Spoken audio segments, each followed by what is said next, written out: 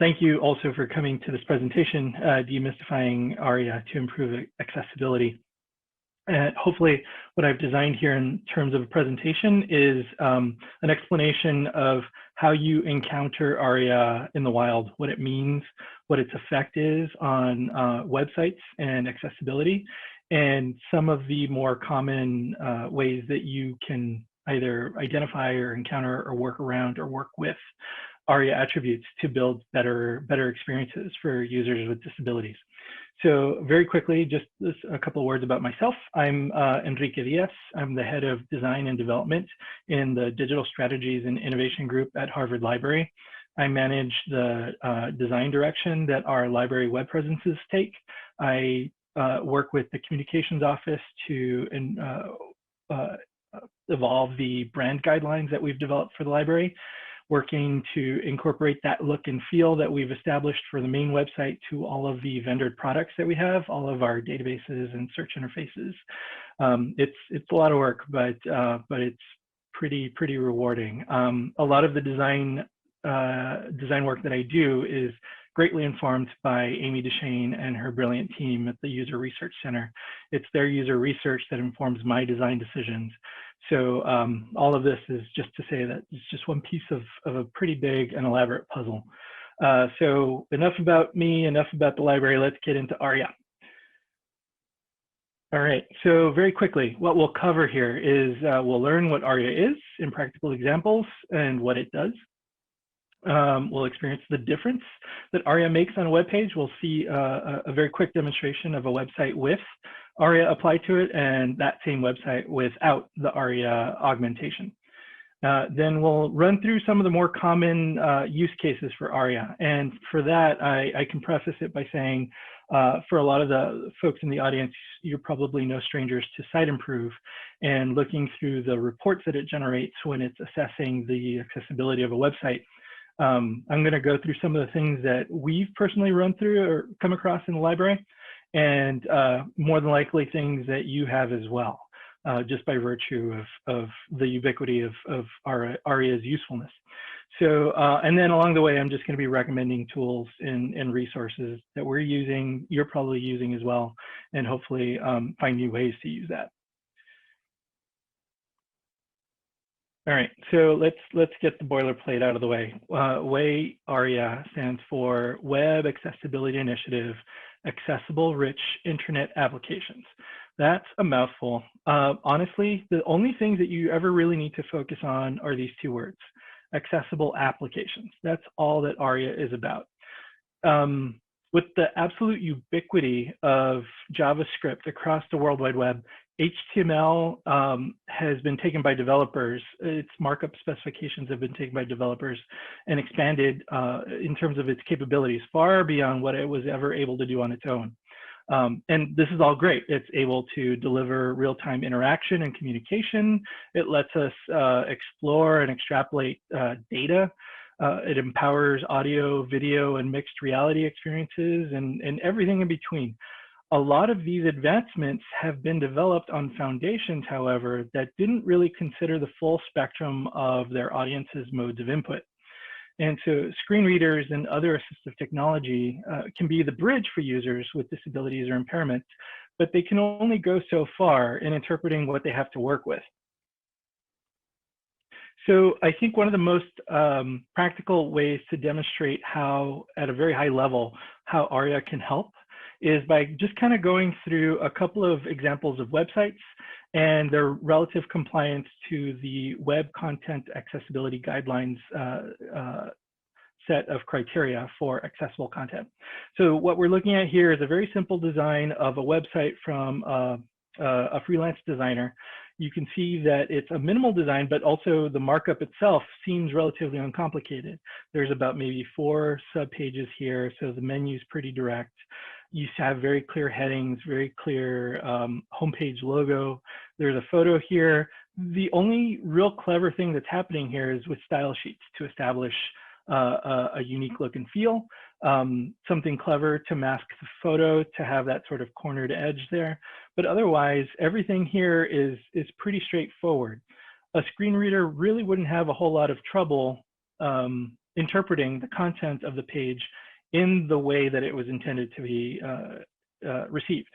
So if we took it at a very metaphoric level, this is a very broad stroke applied here, but if we took the WCAG guidelines along its 4 main principles of perceivable,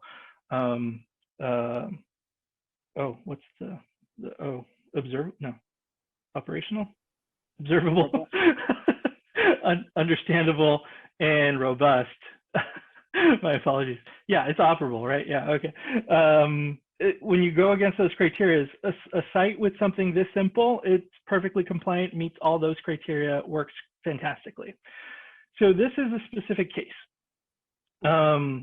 Oftentimes we're dealing with much more elaborate websites, and e-commerce sites, for example, comes to mind. But before we go that far, we can go to a site that's just a little more complex. It's got a little more going on. The menu, as opposed to the last site that we saw, it has it's got 4 or 5 menu items, but those are actually parent menu anchors that trigger entire panels of links. And you've got multiple columns of content with significant visual weight applied to them. Further down the page, you can see the search form here, but further down the page, you've also got like a newsletter sign-up form. You've got a whole lot of stuff going on here. And although the site owners have put effort into making the site accessible, there's still some practical constraints about what they've done here due to the complexity of it that leave some things to be desired. So now we take it one step further. This ramps up the complexity of the page interactions even further. How to describe everything that's going on here? Okay, so starting from the top, you've got a banner with rotating messages. It's hard to see it here, but there are little left and right arrows across on either side of that lavender banner across the top. You've got along the left rail, you've got an array of filters that affects the contents of the main body of the page. That main body is a grid of images with item names. Hovering over the images triggers a slideshow of additional images. Each item can be favorited by the user. And then it's also kind of difficult to see perhaps with the contrast, but there is a chat box here that very coincidentally kind of lined up to take the space of one of the items in the shop here. But basically this chat box allows for real-time conversation with a customer service rep. So what's happening in virtually all of the things I've identified here is that JavaScript is rewriting the page on the fly. It's manipulating elements and styles to present the user with new information based on their input.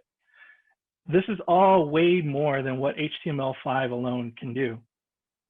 So when you apply just the raw HTML5-ness of it against an auditing tool, you're going to see a lot that's missing. So what's to be done? This is where ARIA comes in.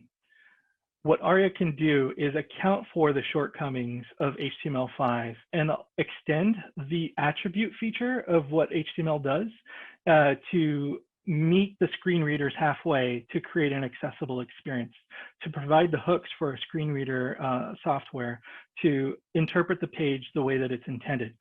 So, for example, here, it can relate to the user the fact that a chat window has appeared after the page is loaded and that there's a message inside of it waiting for them. It can obscure from presentation, for example, the rotating slideshow of images that would otherwise overwhelm a user relying on a screen reader.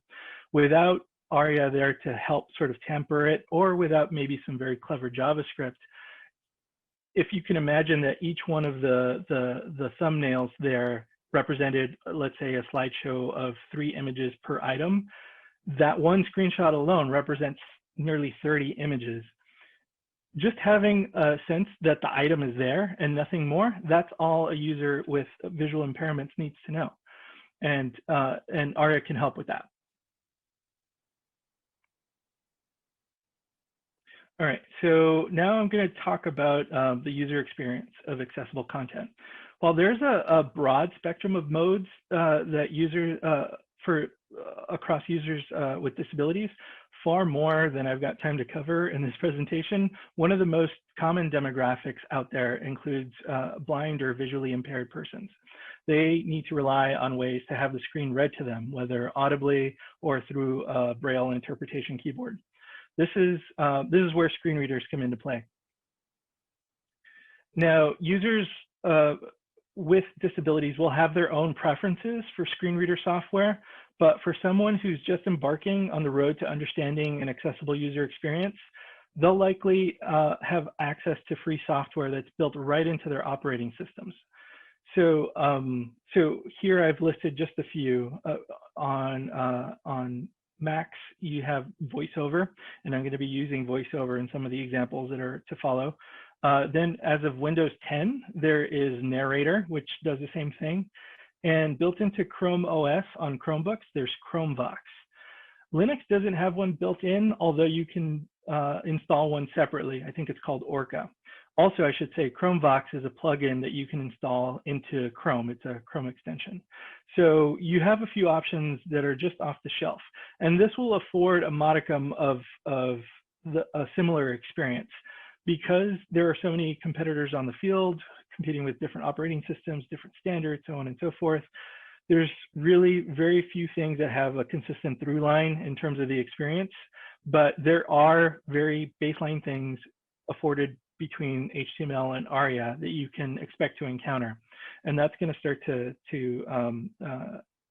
help give you an understanding here. So oftentimes the biggest impact inaccessible websites have on users' experience is that they'll be interpreted in confusing or illogical ways. And the reason for that has to do with how a screen reader interprets a web page. So I often think of it like taking a web page and pouring it through a funnel where the user experiences the content in a single, often non-sequential stream. Depending on how a web page is built, the visual relationships that exist on the page don't translate exactly to that nonlinear sequence of information. And that, I think there is often an assumption that it does, and when it doesn't, you've got problems. But ARIA can help. So what I thought I would do as a, excuse me, as a demonstration is the difference that ARIA can make for a page's readability. So I've prepared a couple of videos where I've taken the BBC homepage and I've had them, I've captured the screen reading experience provided by VoiceOver on a Mac using Safari. One's going to have ARIA, one's not. All right. And I'll just warn, just in case. I think the volume is right, but just be ready in case it's a little too loud. Welcome to BBC.com, Wednesday. Actually, before I even get into this, let me also ask you, if you will, to consider closing your eyes and listening to the page as it's being read back. And this will be about a minute and a half. The 14th of October, healthcare workers wait for clients at a COVID-19 sampling station in Prague, Czech Republic. The 12th of October 2020. Image, heading level 3. Europe ramps up COVID rules to stem second wave. Tighter restrictions are introduced in several countries amid a rapidly rising number of infections. Link, world, voters waiting to cast ballots. Image, heading level 3. World reaction to long queues of voters in US. Link, US election 2020, St. Peter's Basilica, Vatican City. Image, heading level 3. Italian woman arrested in Vatican fraud scandal. Link, Europe, elderly man wearing mask looks out of window. Image, heading level 3. How vaccines overlook the elderly. Link, future, external shot of empty office building. Image, heading level 3. The algorithm that decides if you go to work. Link, work life, heading level 2. News, Joe Biden speaks at the Southwest Focal Point Community Center in Pembroke Pines, Florida, US, October 13, 2020. Image, heading level 3. Biden says Florida seniors expendable for Trump. The US rivals trade accusations as they visit states that may prove pivotal in next month's election. Link, US election 2020, Amy Coney Barrett. Image, heading level 3. Trump Supreme. Actually, I think I could stop it here. It would have stopped at the sports section anyways on this video, but you've got a sense of what's happening here. It's basically taking the sequence of content that's on the page, starting from the top, going left to right, and proceeding down the page. It's finding principal elements on the page, such as images, headings, links, and paragraph text, and relaying that back to the user. So this is one mode that users who rely on screen readers can go through a web page. Oftentimes they're there to do business, so this is very much like a scenic tour of a web page. It doesn't happen this sort of passively. They're very much engaged, and I'll describe an example in a moment of what other options they have. Now, I'm going to play back, excuse me, I'm going to play back a version of that same homepage, but with the ARIA elements stripped out. And this one will take a little longer, and you'll see why. Here we go. BBC, homepage, web content, link, homepage, heading level 2, accessibility links, link, skip to content, link, accessibility help, link, sign in, visited, link, home, link, news, link, sport, link, real, link, work life, link, travel, link, future, link, culture, link, more, search the BBC, search the BBC, search text field, search the BBC, button, heading level 2 items.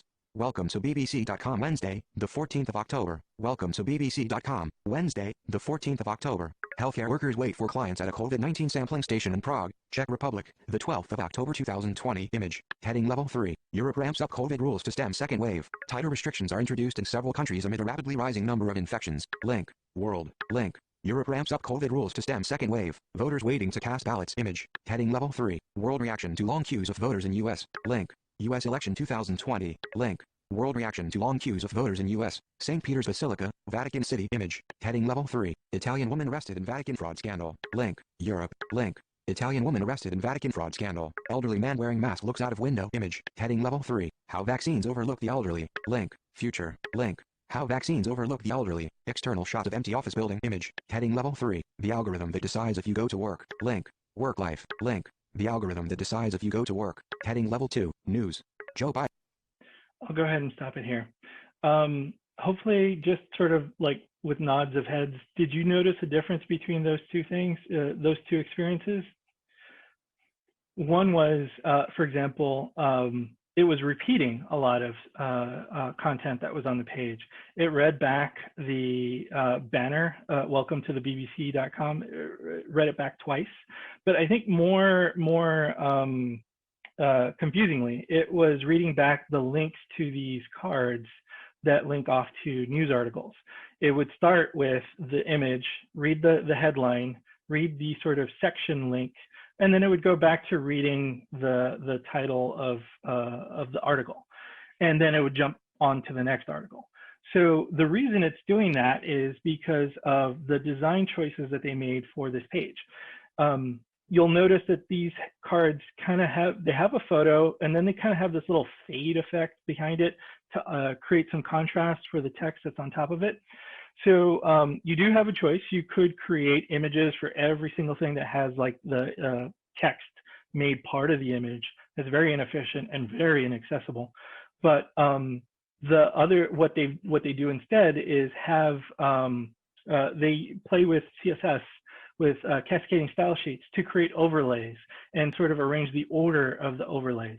The way to trigger those overlays, and it creates this effect, I should say, that when you hover over them, they'll sort of lighten or darken to indicate where the cursor is on the page. So this is a great effect for users, but it's done at the expense of adding some additional markup to pull it off. The CSS relies on a trigger, which is another link. And if ARIA wasn't there to just sort of hide that from a screen reader, it plays it right back. So the other thing that you might have noticed was that when it started from the tippy top, and it started reading through the global navigation. And if you'll notice the version that preceded it, the one with ARIA, it started right at the banner. That's because a screen reader was able to identify where the page began, so to say, knowing that a user has available to them other means to be able to navigate the site in a more global and ubiquitous way.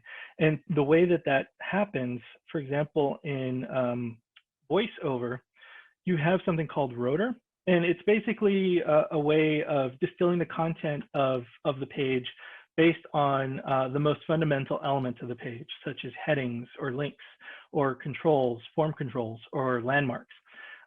These are really expedient ways to navigate complex web pages. But actually, you can even see right here in this example, this is a screenshot taken of the list of links that are on the homepage.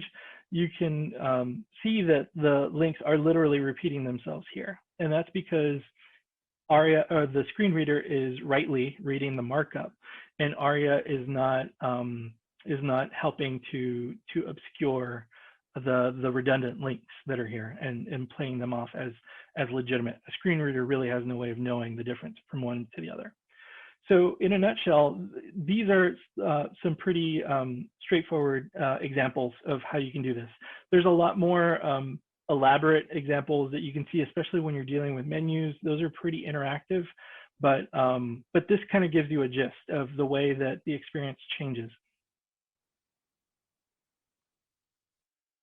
All right, so as you examine the quality of the code running your websites, you'll almost inevitably come across instances of ARIA implementations that need to be corrected or verified, or sometimes simply just proofread. So why all of the ambiguity? That's because the occasions for applying ARIA attributes can be so circumstantial that it's difficult for an auditing tool like Siteimprove to tell you exactly what's right and what's wrong with the code. It's really oftentimes done in a remedial way, where it's accounting for an issue that is there and it's more difficult to rebuild the site than it is to apply some ARIA to compensate for the shortcomings in terms of accessibility. So you're going to run into very specific situations on each and every site. Sometimes you're lucky, you're dealing within an ecosystem like WordPress or OpenScholar, where the issues are consistent from one instance of an OpenScholar site, for example, to another, because the code that's being generated that's serving up the page has that markup presented consistently. But a lot of times you're dealing with all sorts of sites, and it's everything in between. And so ARIA can make it a little difficult. So what I thought I would do is kind of go through some of the more common examples, and in describing what they are and how they impact the page, you can start to get an even better sense of how ARIA is helping with the mix. So I thought, as an example, what I'd use is this item description page for a coffee maker. So who's got two thumbs and is grinding their coffee maker to a halt ever since they've been working from home and is looking for a new one? This guy. So as it happened, the running Siteimprove, and actually I should clarify, when I'm saying that I'm running Siteimprove, it's that I'm using the Siteimprove extension that's available for Chrome that can generate reports on the fly for any given page that you're looking at. There are other tools that are out there. WebAIM offers one, has for years. Siteimprove is getting steadily better with its reporting structure, and it's the one that we use on campus, endorsed by Hewitt and available to anyone who's working with sites, who has developer or webmaster responsibilities for sites. And you would find out more about that through the Hewitt ServiceNow service desk. Anywho, running the page through Siteimprove, I actually encountered a lot of the common elements that come up with audits that relate to ARIA. So the first one I thought I would start with is this one right here. Actually, this is unfortunately a little smaller than I intended, but it's referring to the ARIA labeled by attribute, and specifically its potential misapplication. So this comes up a lot because ARIA labeled by is very useful, and I'll just jump into that really quick to explain how. So here we have just a very quick example of a form, a part of a form, where you've got a label that's kind of across the top that's describing that this form is meant for the primary account holder. It's relating to the information, or the information that follows is in the context of a primary account holder, and it's asking for the first name, the last name, email address. With sighted users have the visual cues that they need. The fact that that heading is in all caps, it's slightly larger than the labels that are associated with the form fields themselves. We have what we need to understand this is all related to the account holder. That might not come across so cleanly and so logically when it's being read back. What you can do, and I promise this is as far as I go with code, you don't need to get into this nitty gritty, but seeing the relationships here of how this happens, I think is very helpful. You're seeing that the heading has an ID of account. Then the first section that is devoted to the first name of the form has an ARIA labeled by attribute, and it's pulling both the account ID and the first name ID. And you can see that it's doing something similar for the last name and for, oh, that should be email, sorry. How that reads back, because of the ARIA labeled by, is that it can associate that heading with that field every time. So the context is never lost. They'll hear back primary account holder first name, primary account holder last name, primary account holder email address, and so on. So you see the connections that are built there. Those are, when it comes to forms, some of that's already built into HTML, but sometimes you get a little fancy with your forms. You know, you've got real-time validation and the focus moves around. Having this kind of labeled by relationship between a heading of a group and its place in that group helps a lot.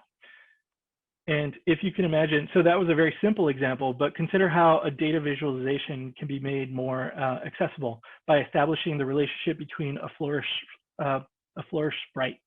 That's really hard to say. A flourish sprite on this map of the United States. This is hosted on the Boston Globe website. The relationship between the sprite and the number of confirmed coronavirus cases per state. So the idea of understanding what the sprites are relative to the information about that sprite gets lost. If you're just looking at this visually, you can capture it very quickly. But if you're not, you need to rely on a more tabular approach to that, tabular data.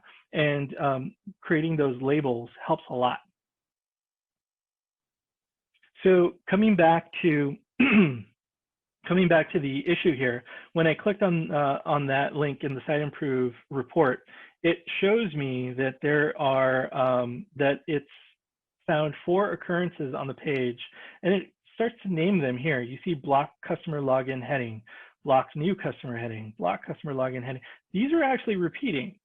And this is telling me, based on the queue here, it says either the ID doesn't exist or that there's more than one instance of it. And just based on this list, I can see that, yes, there's more than one time that this ID exists. This relates to how a customer logs in or how a new customer creates an account. And it seems as though somewhere in the code of this page, there is more than one way to create a new account or for a customer to log in. Conceivably, it would probably be through the sign-in link. And then maybe if you're trying to do something that's account-based, like favorite the item, for example, it might trigger a login. So, or it could be that there's legacy codes sort of like hiding, commented out, not necessarily commented out, but maybe in JavaScript waiting to be invoked, and it's not coming up. The screen reader is still finding it. It's still catching it because it's being generated to be read, to be presented. It's just waiting for its time to come in.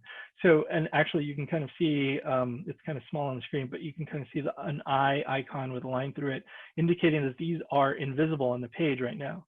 This indicates that there's code here, there's part of a web page here, but it's not going to be visible until you do something on the page to activate its visibility. So all of this is to say that what they've got going on in this issue is that they've used an ID more than once, and that can be very confusing with a screen reader. It won't know what to direct a user to, which version of, let's say, a modal window for the login prompt, for example. So ARIA labeled by, very useful for use, very easily misused. And a lot of times the experience will be that it gets carried along. You're borrowing code from another site, a developer's grabbing something that worked for another project, putting it into this one. The context might be missing, but that code is still there. And SiteImprove catches those things. So another example is missing required way ARIA states or properties. Oh, actually, let me answer that question right away. There's a question in the chat. How would the ID be corrected in this circumstance? So it would be up to whomever is the developer or the webmaster for the OXO website to find that instance of the login prompt and assign it just a slightly different name. if one is associated with the time that they might try to favorite the item, to go back to that earlier example, they can name that ID block customer login heading dash favorites or something like that. And that's unique enough. And creating that pair, creating that ID, and then adjusting the ARIA labeled by value to match that ID, you'll be set. And that could be it. You can have a dozen login prompts here. They all just need unique IDs so that a screen reader knows which one is connected to which one. All right. So missing way ARIA states or properties. So this one refers to how sometimes people implement code on a page that has certain requirements that are sort of soft fails. They the page works just fine, but behind the scenes, something's missing. And this one is unfortunately necessarily vague because it can be anything. And so what I did in sort of looking through this was, well, you do have a queue here actually. It's saying when you click to expand it, you see some information about what it found as part of the error. By the way, I also know that this is an error because I'm seeing this little exclamation point here. That's Siteimprove's way of indicating something wrong versus a warning. And I'll show you an example of a warning in a second. So here it's saying that something, a combo box is missing or is expecting or is not getting the ARIA expanded attribute like it should. So a combo box, if you're not familiar with that term, you can imagine when you do a Google search and you start putting in your search terms, immediately Google starts to anticipate what you're looking for and it tries to sort of autocomplete the search by generating a little drop-down list of suggested completed search phrases. That widget, that from that box to the list that appears, all of that's referred to as a combo box. There is a requisite for using a combo box, which is that you need to make sure that you're accounting for its expanded state, whether it's shown or hidden.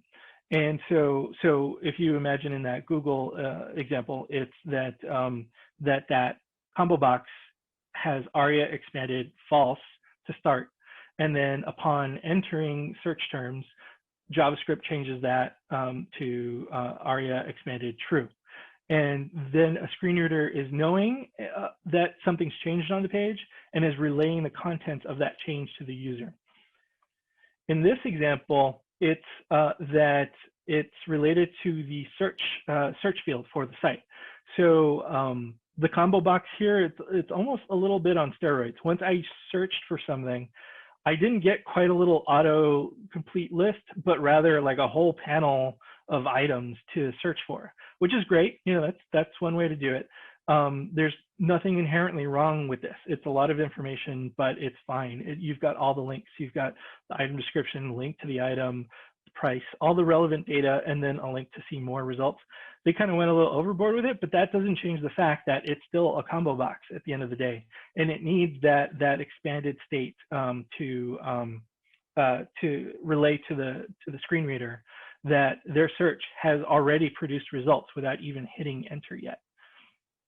So in this case, the fix would be that you add ARIA expanded equals false, and then account for that switch to true when a user is entering a search term into the field.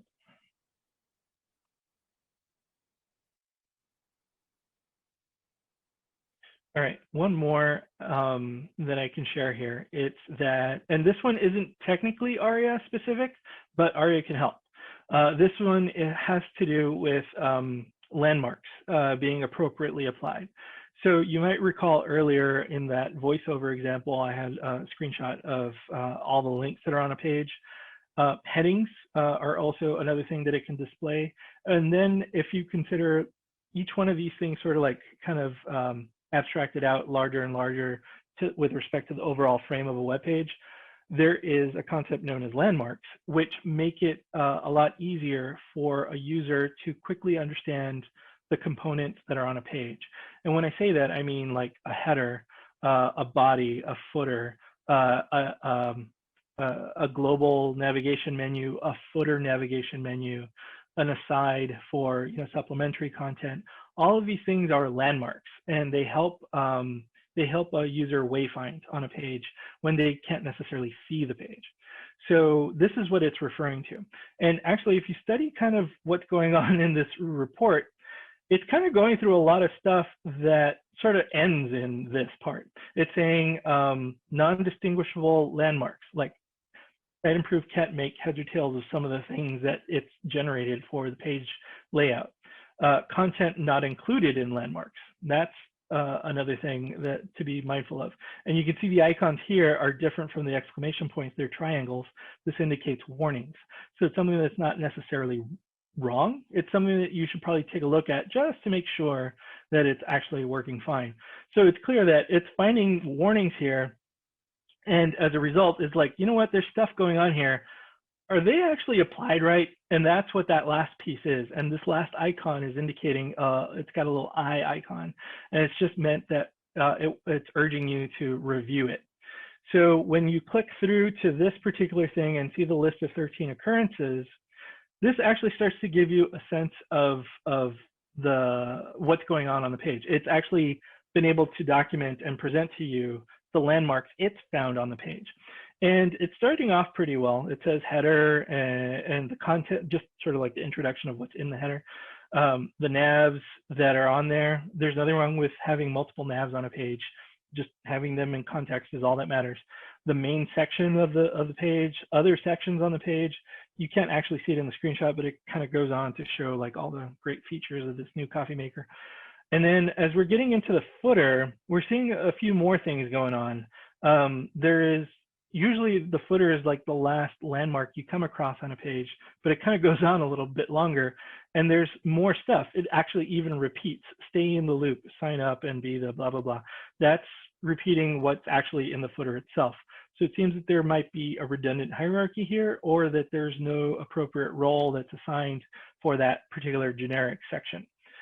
Then you're also seeing these mysterious things that say USA, UK, Germany, Japan.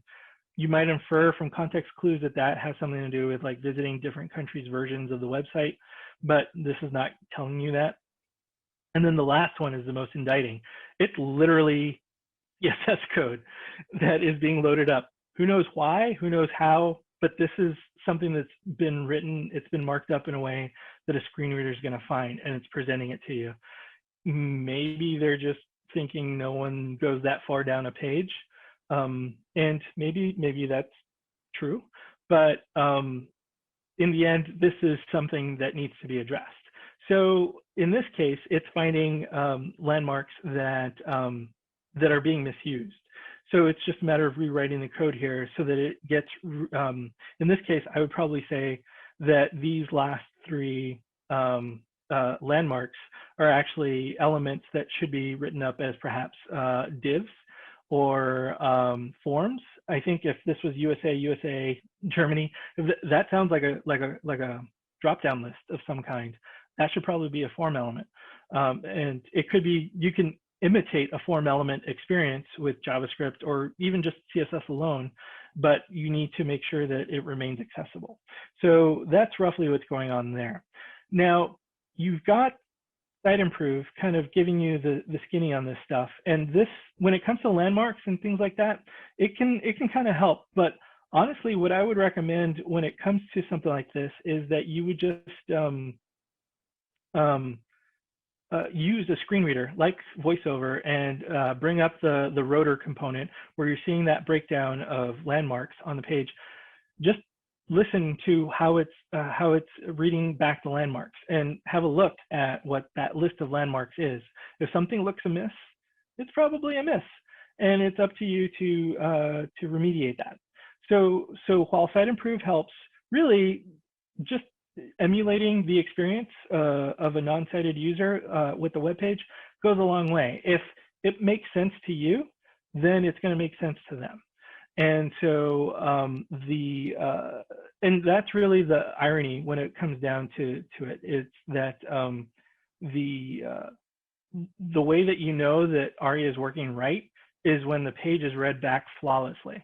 When a user has absolutely no confusion, no questions about the page that they're browsing through their screen reader. It's when there's issues that things come up and ARIA can help. Speaking of help, one of the other things that our team has done when we've been reviewing and auditing sites, we've done something that we call team swarming. Sometimes this stuff just flies over our heads. It's not our day-to-day work. You know, we're familiar with the concepts, but it doesn't really come into play all that often. Your memory just gets a little rusty. So what helps is for everyone to just kind of converge on a common task. And so what's on the screen here is a screenshot of a Zoom session that we had where we're performing an audit on one of the library's websites. And in individual work for auditing these sites, questions came up where it was difficult to assess the impact or the priority that an issue should be given.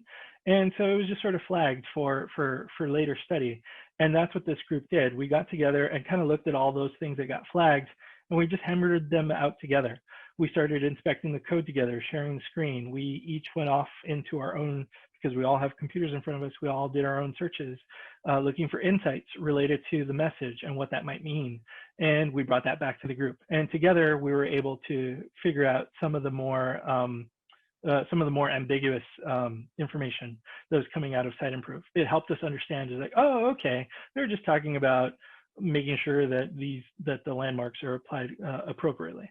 And okay, we can do that, no problem. Or, you know, that's not as important as making sure that a search form is even visible to a screen reader, and it's not just hidden because there's some missing markup there that it's chosen to just sort of like forego and move past. So so I definitely recommend a team approach, especially if you can. Being able to sort of put your heads together to figure out some of this stuff, it kind of has to be that way, because one of the things, as I said before, that comes up is that every site tends to be unique.